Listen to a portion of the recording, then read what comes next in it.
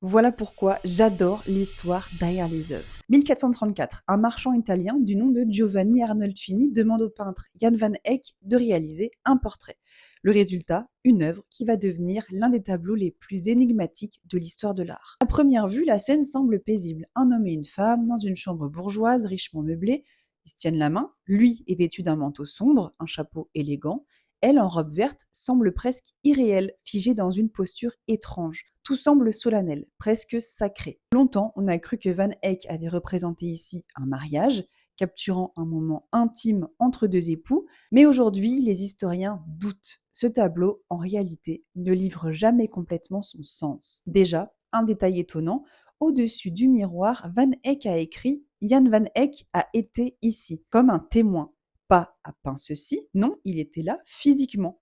Est-ce une simple formule ou une signature de témoin d'un contrat d'union? Et puis, dans le miroir, tout au fond de la pièce, on aperçoit deux personnages supplémentaires. Mais qui sont-ils? Des témoins? Un prêtre? Van Eyck lui-même?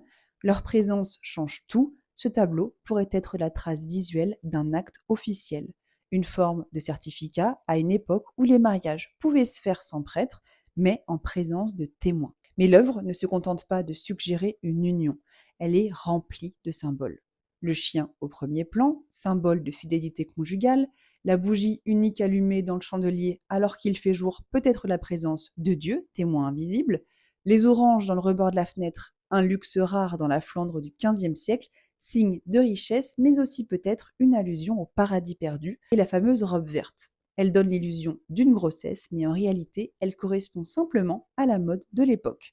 Tout est ambigu, tout peut être interprété et, techniquement, c'est un bijou. Van Eyck révolutionne la peinture avec une maîtrise inédite de l'huile. Transparence des tissus, reflet du miroir, texture des bois et des métaux, chaque détail est minutieux, hyper réaliste. Mais cette précision n'a pas pour but de montrer la réalité, elle transforme en langage symbolique.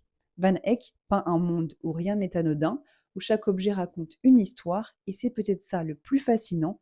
Après 600 ans, on ne sait toujours pas si on regarde une scène d'amour, un acte juridique, un hommage posthume ou peut-être tout à la fois. Ce tableau reste suspendu entre vérité et illusion, entre quotidien et sacré, un chef-d'œuvre qui encore aujourd'hui refuse de livrer tous ses secrets.